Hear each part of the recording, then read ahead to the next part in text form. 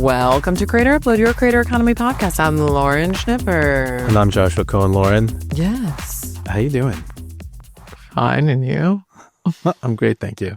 We can't be cordial at the beginning of these things. We always have to have a little bit of tension between us. It's like the worst written scenes in like a movie is like, you always know it's a rookie writer when they start with like, hello, nice to meet you. Like, you got to get into the meat in it, like get into it. Like we're like already in a conversation. Like, oh my God, this happened yesterday. Like what? Oh, yeah, that is really enticing. When I listen to all that stuff. Yeah. When I listen to all that stuff being like only other if it serves the story do you start with like, hello, hi, how are you? Ugh, otherwise, no. Okay, you have any more notes before I go for a round two?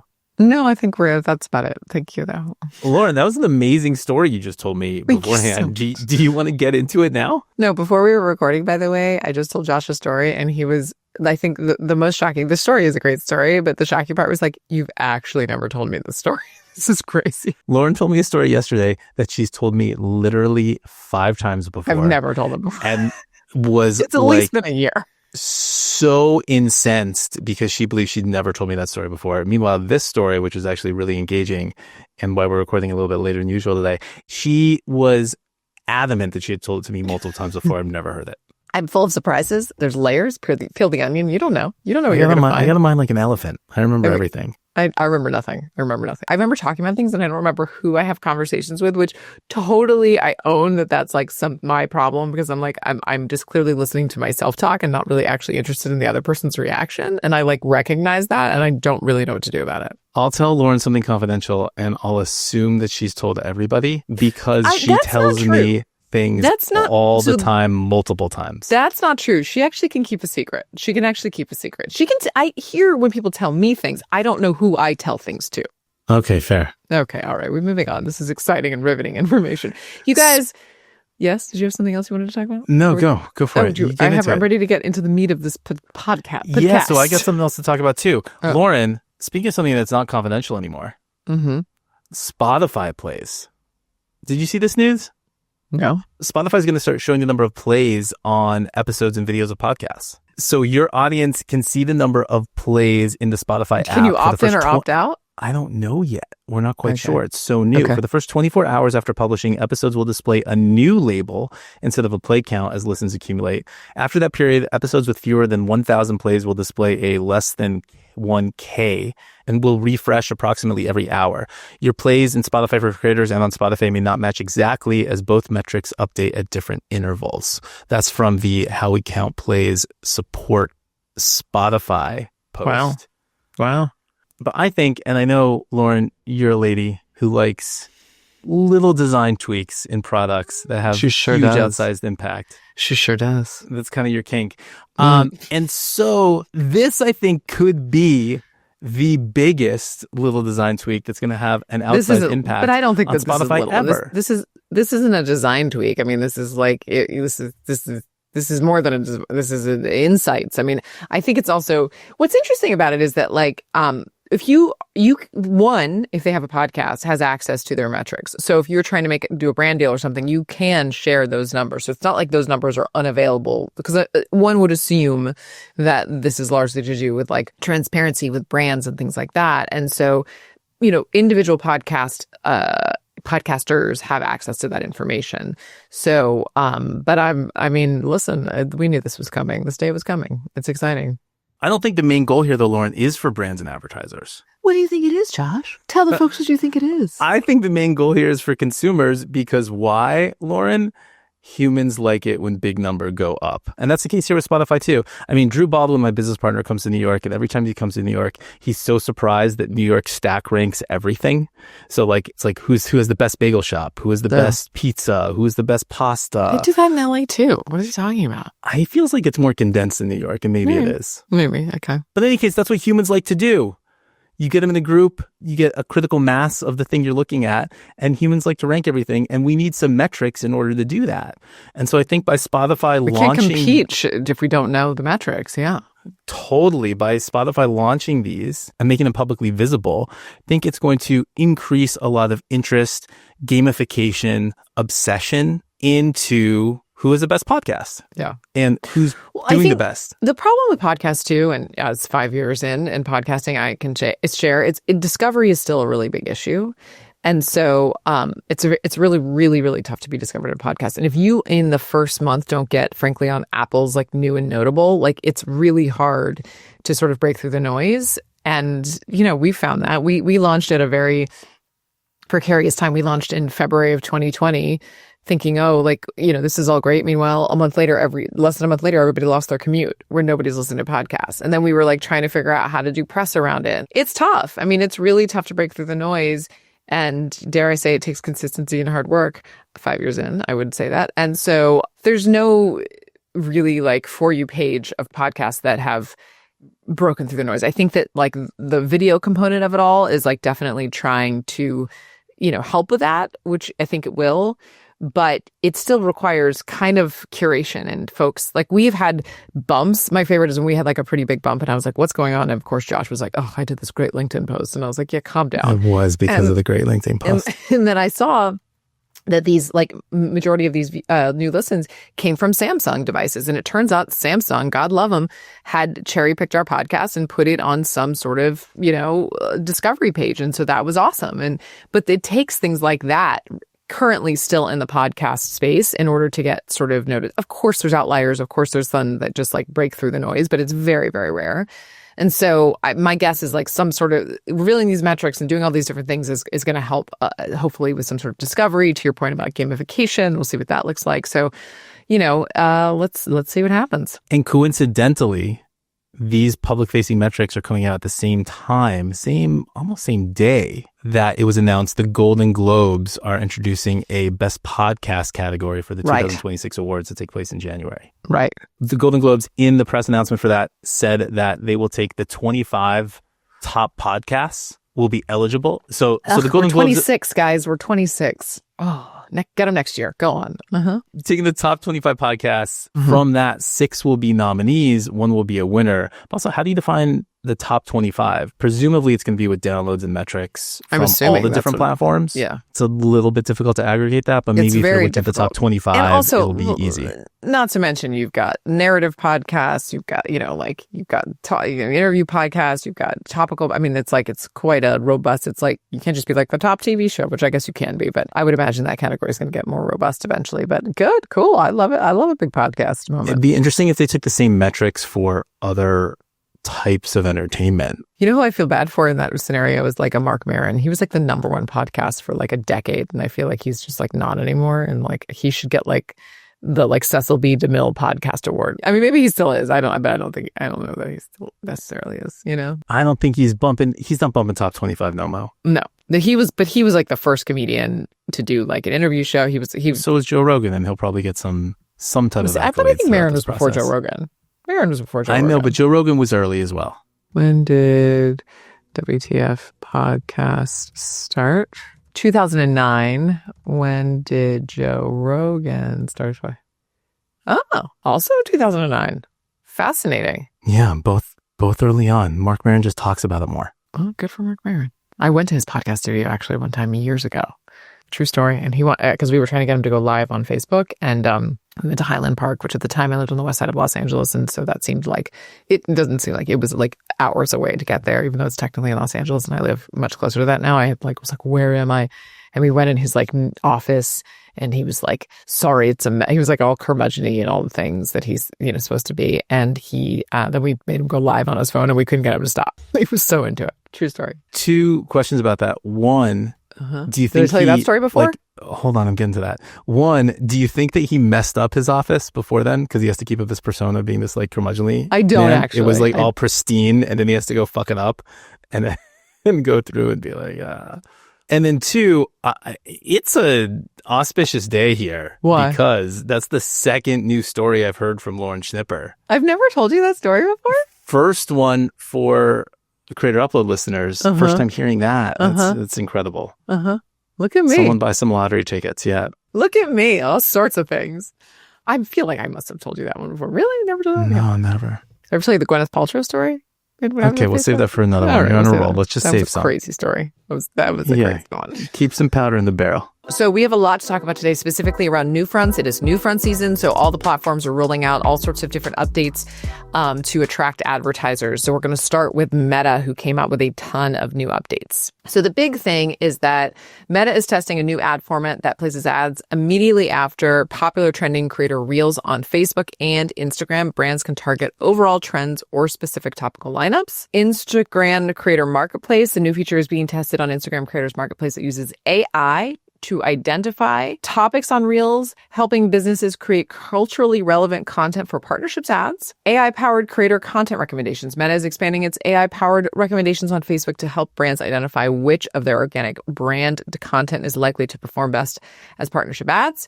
Creator Marketplace Discovery API. Meta will begin a limited test of an API for Instagram's Creator Marketplace, allowing agencies and third parties to more easily search for and gather insights on creators. Boosting user-generated content on Facebook. This is interesting. Advertisers will soon be able to boost relevant user-generated content on Facebook for partnership ads, allowing them to leverage content from brand enthusiasts. Enhanced creator evaluation tools. Instagram Creator Marketplace is adding AI-powered keyword search suggestions, hook rate, and interaction rate, and past partner information to help businesses better evaluate creators.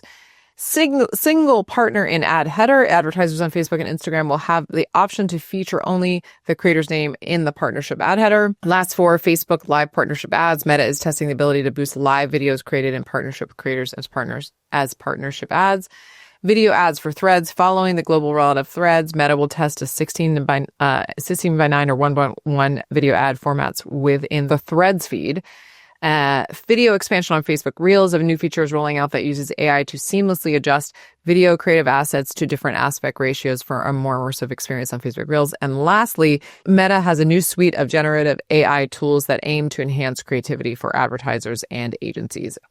That's a mouthful. I think a few I want to sort of pull out here, or really just the overall trend here is obviously like allowing advertisers and brands essentially to, find creators in a more robust way. To me, the one that I thought was very interesting was the user-generated content on Facebook. Advertisers will soon be able to boost relevant user-generated content on Facebook for partnerships ads. So in other words, they can find content from everyday users and creators to use in partnerships ads. So they can quickly source content from people who already love their brand they didn't necessarily know. And so just giving them more robust tools in which to sort of find creators and partners to do brands with, and really opening up really the definition of like the partnership that you want to create and the creator you want to partner with, because it could be just a random person that loves your product. Lots here, Josh. Any thoughts here? So Lauren, what I think is interesting here is a bunch of different things, but primarily when looking at Meta, recently, Mark Zuckerberg testified that Facebook was, quote, more of a broad discovery and entertainment space, end quote.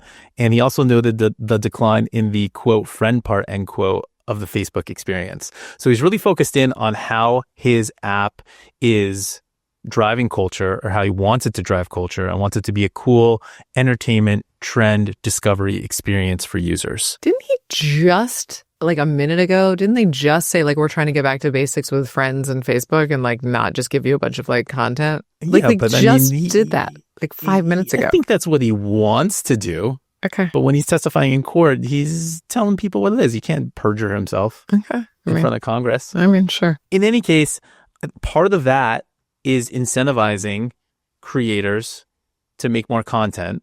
Part of incentivizing creators to make more content is getting those creators paid for that content. Facebook isn't doing that in a huge way, at least not huge when compared to YouTube. And so another way to incentivize creators to post more is to facilitate ways for brands to come in and boost and support content made from creators. That's what the vast majority of these updates are geared towards. It's getting more brands into the Facebook ecosystem and give them a greater and more granular ability to target the things that are important for their potential customers. Mm-hmm. And so that's what this is doing. I expect this all to work. I mean, they're doing this because marketers have been clamoring for it. They're like, how do I get in front of the most popular reels? How do I get in front of the best videos on whatever Facebook app I'm using? How do I target this specific subset of creators or these specific creators or these specific videos? And all of these announcements and product developments give them a greater ability to do all of that. Another platform that is coming out with a lot of new creator monetization opportunities, which is LinkedIn. So LinkedIn is going to connect brands to top creator voices through this new revenue sharing program. It was previously called the Wire program. They had launched it last year with mostly just brands. They've rebranded it. They're calling it Brand Link Program. It will play matchmaker between advertisers and an initial group of 30 creators in the business category. So the initial list includes Diary of a CEO, podcaster Stephen Bartlett, and of course, Gary Vee, obviously, longtime digital marketing maven extraordinaire. According to Bloomberg, this is the first time LinkedIn has shared ad revenue with creators. They have not just revealed what the cut is going to be, but for the first iteration of this with publishers, it was basically a 50-50 cut. They're also, apparently, according to Bloomberg, developing a slate of 5 original shows on LinkedIn, each of which will be led by one of these business-minded creators. According to Devang Shah, LinkedIn's VP of Marketing, that this is this whole effort is a part of the platform's increased focus on video. LinkedIn is just such an interesting, it's very interesting because their content is so attractive to advertisers. So, apparently it's the most expensive platform to buy ads on. But I would argue that it's also like the least developed platform from a product standpoint. It's still really relatively very simple. Maybe not like, we're not talking Patreon simple, like they just got video yesterday, but like we're talking like pretty like, I don't want to use the word rudimentary because I think that does a disservice to what it is, because I actually like the simplicity of it, but it is my feed has just become more and more like just content focused. And it's like a lot of text, but there is a lot of video happening. So in terms of the creators taking part of this LinkedIn shows, you've got Shelly Zalis, who's the founder of the Female Quotient, Guy Raz, host of How I Built This Podcast, and then the author Bernard Marr. And so I'm very excited about this. I think LinkedIn is just like, if anything, it's a platform that like at least doesn't make you dumber and maybe makes you smarter. I just, I hope that, and what I know from talking to some folks there is that they're not looking for the scale necessarily that like all these other platforms are looking for and like every piece of original content. They want the best business-minded content on this platform. And I think that they're going to get it. And I like that they're starting with this sort of top cohort. When I was at Meta, one of the things that always frustrated me is that like, if you didn't have a scaled solution from day one for any initiative, you couldn't get any traction. And I would make the argument that like sometimes starting with like the top like leads to scale. I think you could make that argument for so many different, like YouTube in and of itself is a platform that people go to because they think they're going to become not necessarily beasts, but they're going to become one of the top creators. We all know the reality is that very difficult, but because that exists, you created this funnel. So if LinkedIn does the same thing where they do these top shows and they kind of help monetize them, and then it'll lead to like an ultimate scale of like the best business content. So I love this strategy. I'm a fan of this strategy. I'm excited about this. And we'll see what happens. Josh, what do you think? I can totally see this working out, and also users just going to LinkedIn and clicking on the video feed. I bet they're seeing some uptick in consumption where there probably are, especially new users logging into the platform, that are spending the majority of their time on the video feed because it's like a very linear algorithm. Yep. That they have. Maybe they're getting some of that programming on Reels or on TikTok, but here it's just way more specific to ideally entrepreneurs, business owners, people trying to get jobs, marketers, whatever you want, but business-minded, savvy people. That can be really appealing. I want to talk a little bit about YouTube's NewFronts announcements here. So we're going to get more information probably next week because they're going to do their big brand cast, and that's going to bring a lot of sort of announcements. Lady Gaga's going to be there. It's going to be a whole thing. But a few things before that for NewFronts. They announced a powerful new creator partnerships hub with approved sponsored video discovery, creator search, paid and organic reporting for linked videos, expanded creator insights with new APIs, get creator analytics directly in your own tools, better planning with insights finders, search for relevant creators and learn about their fandoms in a new report and insights founder. Partnership ads powered by Brand Connect are coming soon to display and video 360. And also creator lead-ins through takeovers deepen fan engagement by starting videos with a personalized message from the creator. Ooh, Josh, can you talk about that one? So anyway, those are some of the announcements that are happening. But talk about that one. So Lauren, what I think this one is just bumpers leading into different types of ads or takeovers of different programming brought to you by a creator. So it's not a full campaign with a creator. It's not a full creative spot with a creator, but it's a little quick lead-in that takes you into the ad or the brand message or whatever it is on the YouTube video that's brought to you by that specific creator, which I imagine is kind of like those scenes where if you're in the movie theater and you have the actors come out who are in the movie and they're like, thank you for coming to visit us in the movie. thank you for buying tickets. It's not the same experience at home, but we're so glad to have you here. Enjoy the show. So like that, but maybe those creators don't specifically have to be in whatever the next piece of content is. I went to see the Pride and Prejudice in the movie theater. It was the 20th anniversary, obviously, as one does. And the director, Joe Wright, ahead of the movie was like, "Hello, I'm Joe Wright. I'm the director of Pride and Prejudice. My goal with making this movie was..." I loved everything there about it. Always has to be a British person in any one of us. Well, I mean, it's Pride and Prejudice. Of course, I know, but also there's so many British actors where it's like they're going to have an American accent in the movie, but beforehand, they have the British accent when they're doing the intro. Yeah, sure, yeah. I learned these other announcements from YouTube are basically incredibly similar to the announcements we heard from Facebook, where they're all geared towards giving brands, marketers, advertisers a greater ability to target specific creators or pieces of content and boost that content, get advertising around that content, and more. The Creator Partnerships Hub, for instance, is this area of the advertising experience on YouTube where you can go in, a brand can see all the mentions in any video of their specific brand, and then facilitates a process where that brand can then go and whitelist that video and use it as its own creative, boost that video, so make sure that it gets seen by more viewers, and some more levers and pulleys that can increase the exposure of that video. Basically, YouTube's playing catch up here with TikTok. Kind of everybody is a little bit. Everybody, yeah. Where TikTok has long had the ability for brands to come in, partner with a creator, and then promote the shit out of that video on the platform. Yeah. And that ability hasn't really existed before. YouTube's rolling that out now. And I think, again, it's going to kind of add to this snowball or flywheel that's going to make YouTube, especially the shorts part of YouTube, an incredibly more interesting platform for creators to go to, because there's going to be more brand activity. And if there's more brand activity, there's more money in it. If there's more money in it, more creators are going to want to post there. The more creators are going to want to post there, there's going to be more brand activity.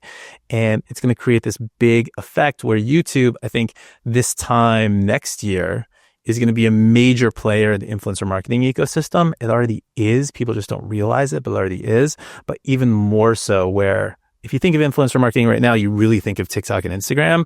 I think this time next year, YouTube is just going to be naturally included in that conversation as well.